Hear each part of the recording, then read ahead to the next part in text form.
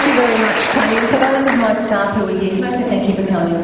How awesome is that? Listening to Katie before, I'm actually going to introduce my talk in a different way, because what she was saying was actually like being in our school. And we've got any other, I guess, teachers here? We've got how many teachers in primary schools?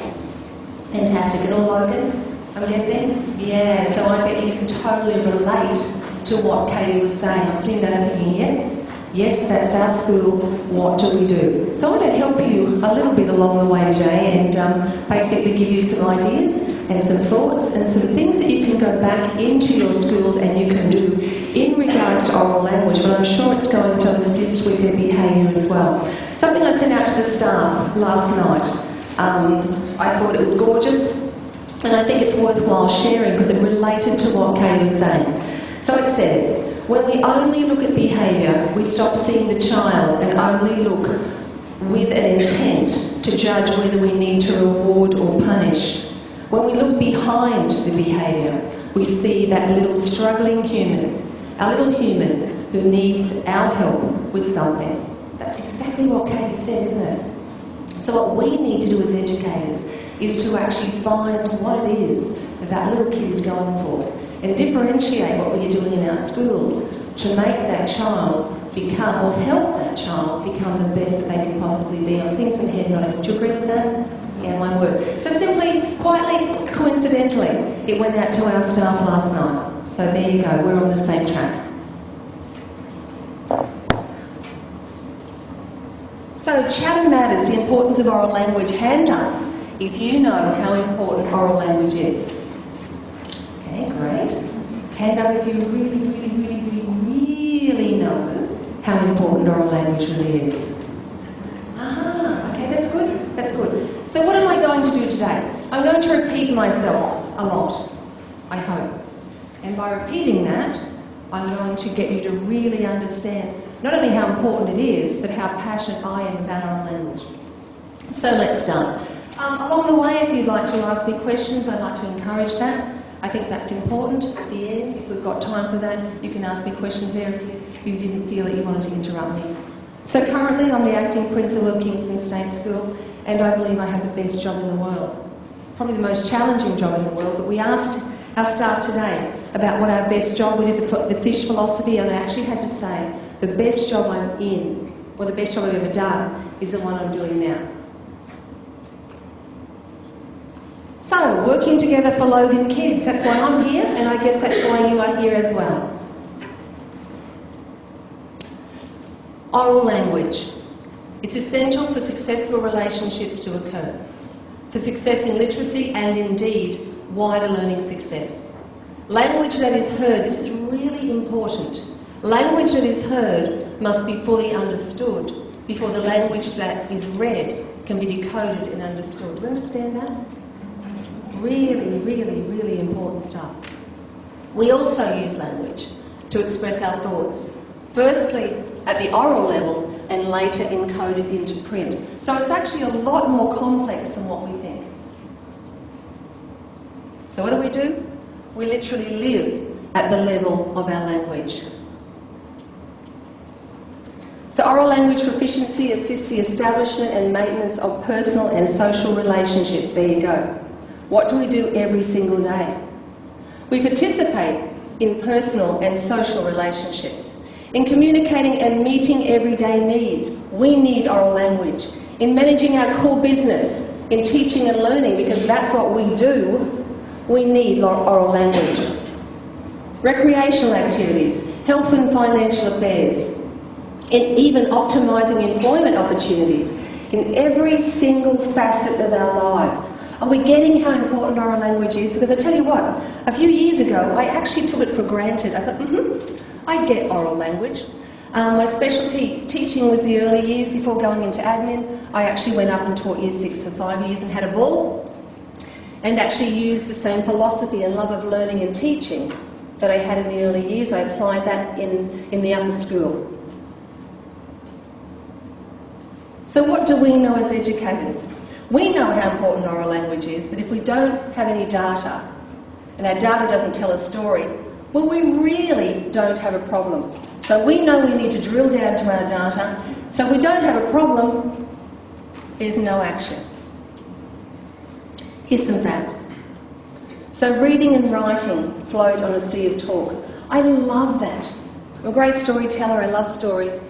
We had, we're working in partnership with Pathways to Resilience, and we had a person in our school the other day, Laura, and I was telling them about the app and we were just having a general chat. She said, Steph, my favourite quote is that reading and writing float on a sea of talk. I said, you're not going to believe this. So I'm giving a talk later on in the week, and that's exactly the quote I'm going to use.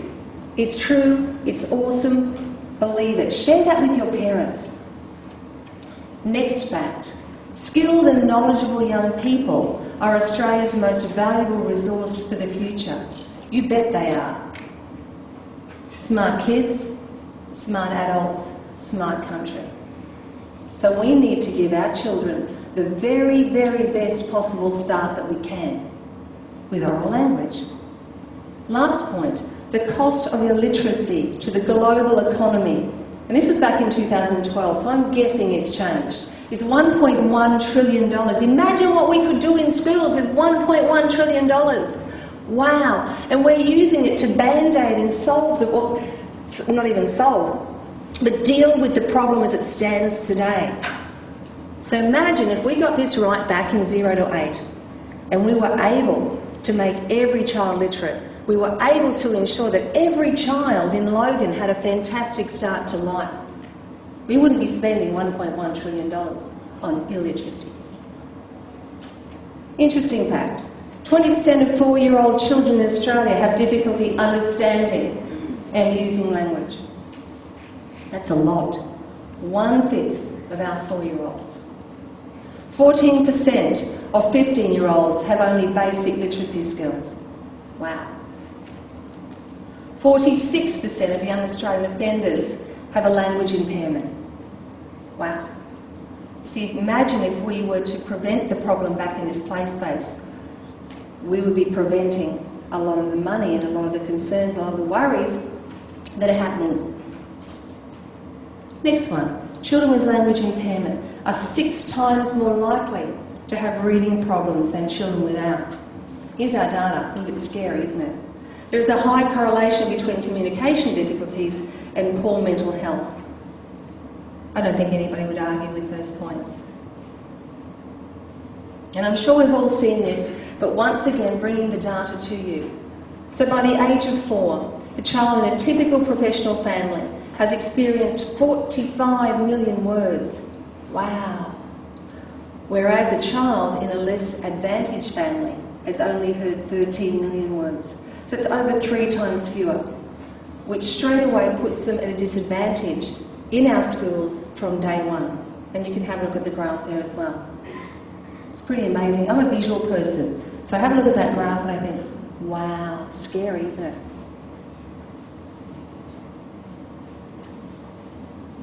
Katie before talked about the brain development in the first 5 years of life and in the first 3 years of life. I love this quote, the years before 5 last a lifetime. It's awesome, isn't it? Because it's true. Neuroscience provides compelling evidence that early experiences impact on brain development and can have long-term effects on well-being, including physical and mental health. We know that it's more powerful the more times you hear it. Not just mental health, but learning and behaviour. So by the time a child is 3 years old, 90% of their brain has developed. So how important is the first 3 years of life? Extremely. You can have a look up there as well. I'm sure you've all seen that. That's from the AEDC site. So if you haven't gone on that site, it's awesome. There's wonderful resources, not just to share with colleagues, but also parents as well. So you can see on that, what have we got there? Language. You can see how important the first 3 years of life are there. Peer and social skills, beginning at 3. Emotional control, look at that, another one. I know in our school we have a lot of children that don't have self-regulation, and we're working on that. Big health being push, big mental health push at our wonderful school this term. I was going to show you this, but we won't have time. So can you write this down, please, and have a look at it at home? The backward bicycle. Has anybody seen this? Isn't it awesome? Wow, so we're talking about neuroplasticity. This guy here, he's an engineer and he works for a company. In fact, I think he owns the company. And one of his engineers actually built a backward bike. So when the bike turned right, the wheel went left. Yeah? It took him 8 months to learn how to, I guess, what's the word, conquer this bike. 8 months. Then he had a 6-year-old son. And he put his 6-year-old son on the bike. And his 6-year-old son, I think it was, my little notes here, I think it was something like, let me have 2 weeks. There we go. It took his 6-year-old 2 weeks to conquer the bike. So it's just worth a look. It's worth a view, just to show us that first, that 6 years of life, lots can happen. The brain is changing. Those kids learn very, very quickly. Early years programs provide the highest rate of return to human capital investment. And Sharon might remember this. I had the pleasure of working down at Robina Regional Office, so not last year, the year before. And that was actually on the front page of the Australian newspaper. And we were getting very excited about oral language back then. And I remember coming into work and thinking, wow, they got it right. This is so right. If we spend money being proactive back at the very beginning, back in the 0 to 5, guess what? We won't have to spend the money later on. And to make it, I'm sure I've got that Australian newspaper because I was just jumping for joy. And because we knew that, we've known that, particularly as an early childhood educator, we've known that for a very long time. But to see, and I like the Australian newspaper by the way, to see that a newspaper like that had put it on the front page was really exciting. I remember Brian Streetfield as well. Yeah, he was pretty excited about that as well. So there we go. We know if we spend money in the 0 to 5, we know that we'll have the biggest impact, biggest bang for buck. Makes sense. But it's great to talk about, isn't it? It sort of brings it to the forefront of your minds as well. You can go outside and chat about it at dinner. So rigorous evidence-based research supports the importance of oral language. Not only is the foundation for the development of literacy skills, but also a strong indicator of later reading, writing and overall academic achievement. Now you can go and Google all you like about oral language and every single article will tell you exactly the same thing. So if you have a really strong foundation in oral language, guess what? Chances are you'll be an awesome reader. That's not rocket science, that's absolute fact. So all the things we know, all the things we just talked about, all the evidence that we have has built a case for change. So as educators, we are responsible for enabling our kids to be the very, very best that they can be. That's our job.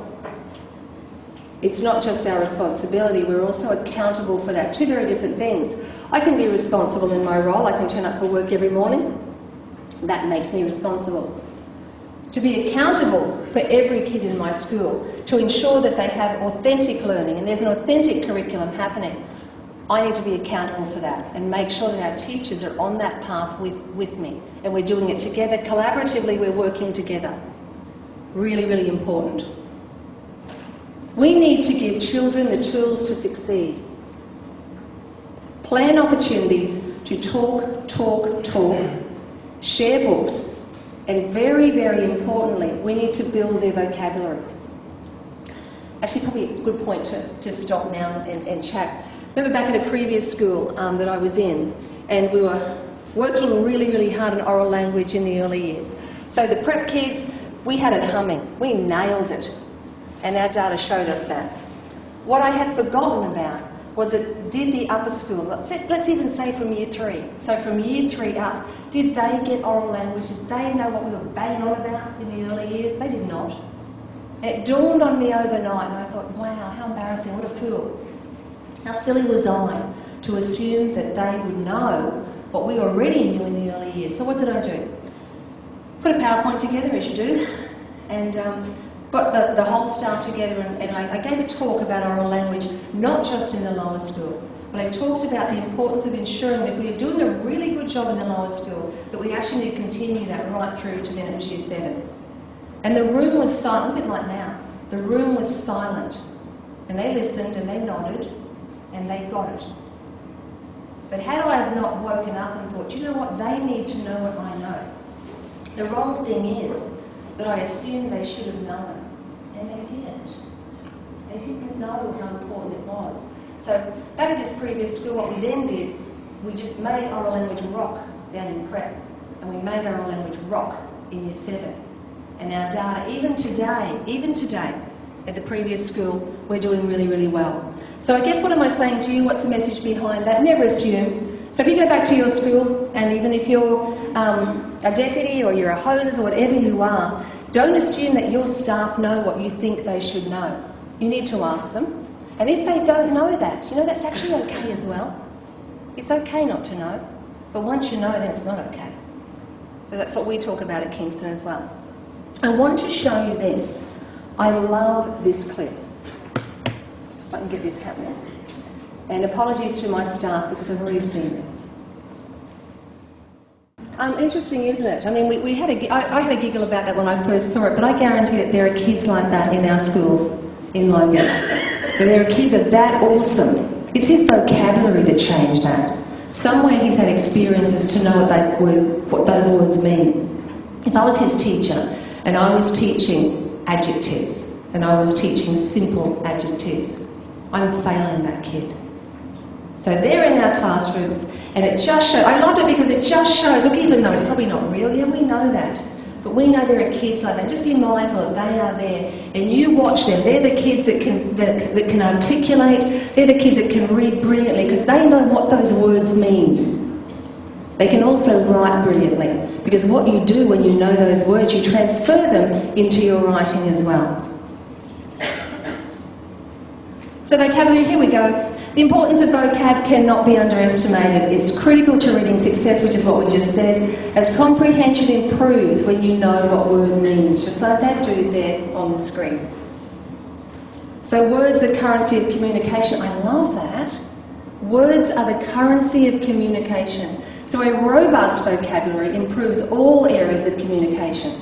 Listening, speaking, reading and writing. And when children and adolescents improve their vocab, guess what? Not only their academic but also their social confidence and confidence improve too, not rocket science. So once again, we literally live at the level of our language. I love that point. So one of the things I said that we would do when I came to give the talk, that we'd actually talk about ways that we can develop oral language. So a bit of a takeaway. So when you go back to the classroom, here's some ideas that you can use. Wow. Thinking wait time. Who does that as an educator? I know we talk about it and we think it's a really cool idea, but I know how busy the curriculum is.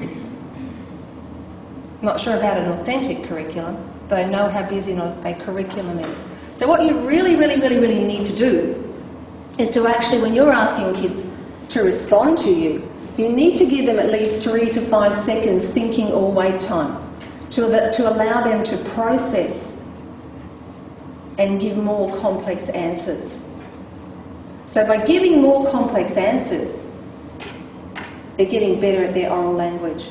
It's so simple, isn't it? Awesome. Rule number 1, give them time to think. What we need to do as well, model clear and correct usage of oral language. So you're going to give explicit instructions and use precise terminology. You're also going to give clear feedback. We know as educators just how important feedback is. And we're going to use accurate, descriptive and positive language. Positive is important, isn't it? We can shut down kids with one word. Don't go there.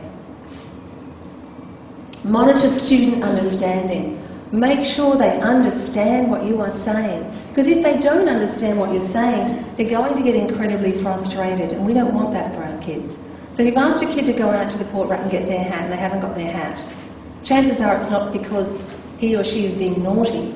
Chances are it's because they didn't understand. So we sort of have to take a growth mindset and think, why didn't that child do that? What's the reason behind that? Some kids will do it just because they can. Some will.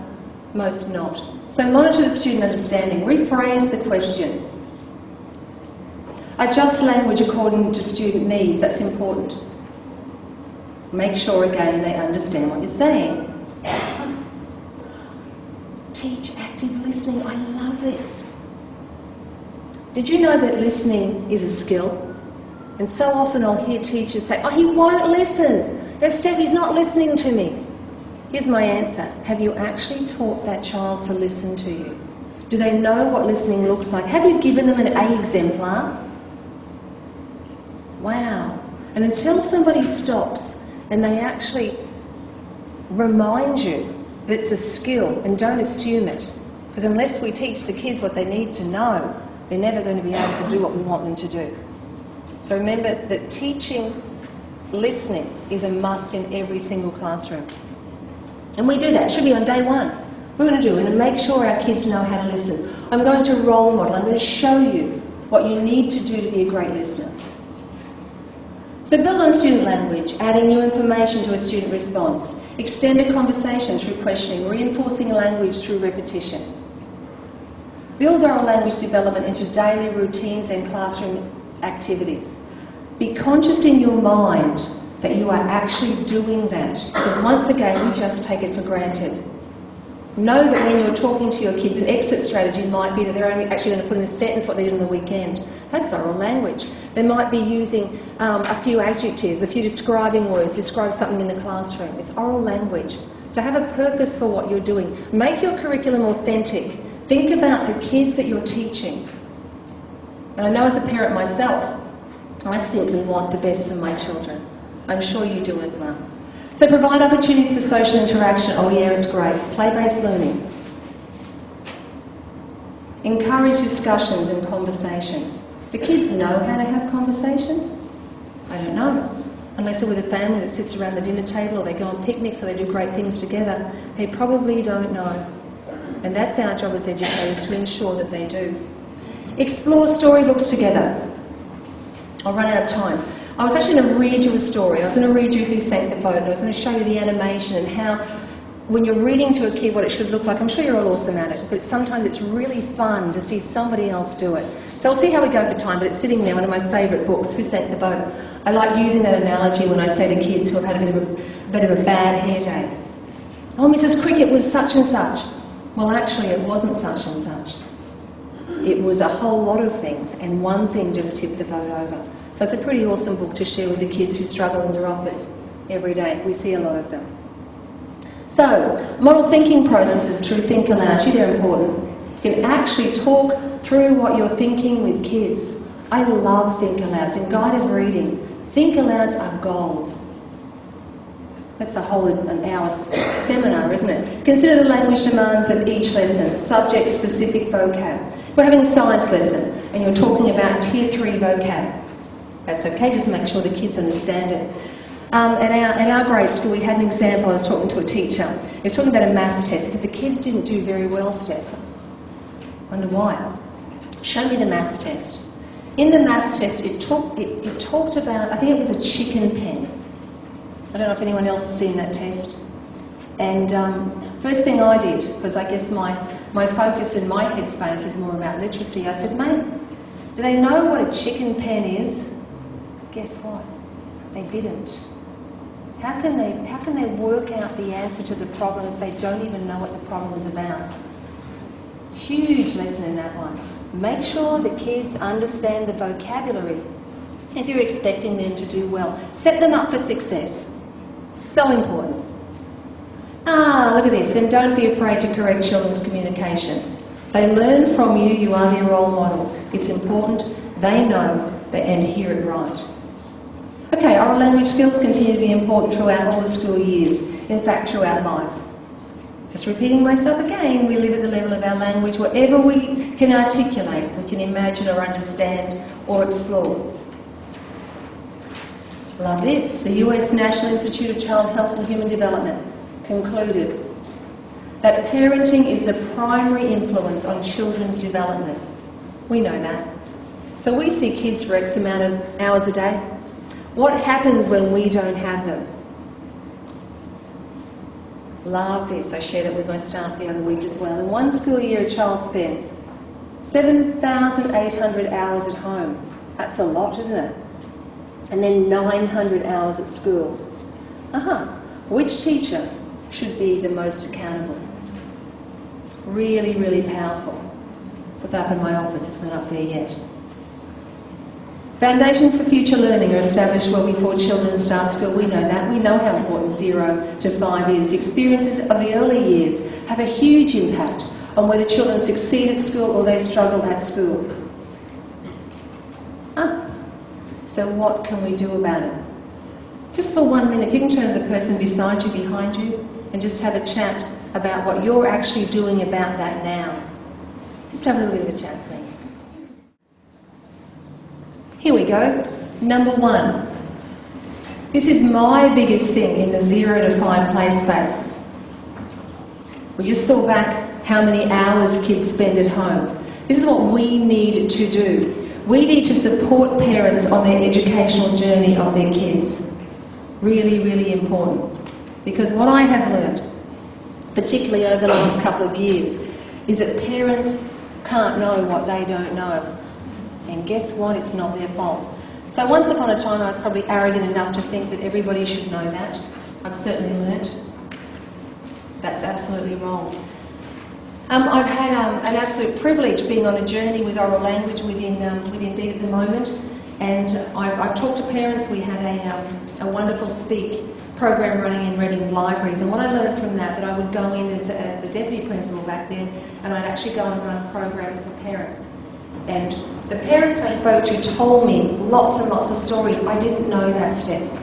If only I knew that when I was younger. If only I would have known that. How come you know that? What? I'm an educator, I should know that. And if I didn't know that, I shouldn't be standing up here. But what I did learn from them is that to never, ever, ever assume. So to get parents coming up and saying, if I just do that, will that improve my child's oral language? Will that set my child up for a better future? Of course it will. We know that our life basically lies in a sea of talk. So if we're setting our parents up for success, to understand and to help them teach their kids, of course things are going to be better and they're going to improve. So I learnt to listen to parents. I put Sharon on the spot. I remember we were also at a meeting with the who it was it? Logan City Council. And I remember our wonderful head of police came over after a talk I'd given about the app. And he said, Steph, and I know he won't mind, he said, Steph, I just want to ask you a question. He said, I listened to what you said. I said, great, fantastic, let's go action it. And he said that, I think he had his grandkids living with him. He said, all I have to do is that. You're just asking me to do those things. I said, yeah, that's all you have to do. It's not rocket science, buddy. You just have to do those things. And I know he went home and did them.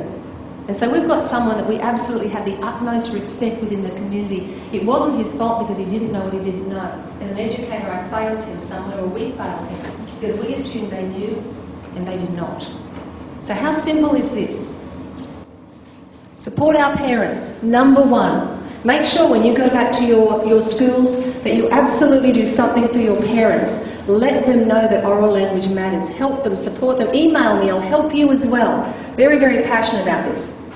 So, I've got 5 minutes. Okay, I spoke very briefly about leading an oral language program in Redlands called Speak. Wonderful, wonderful opportunity. From that opportunity came another opportunity to actually develop an app. Who would have thought, hey? But I asked a question, Steph, where would you like this program to go? What's your goal? What's your aim?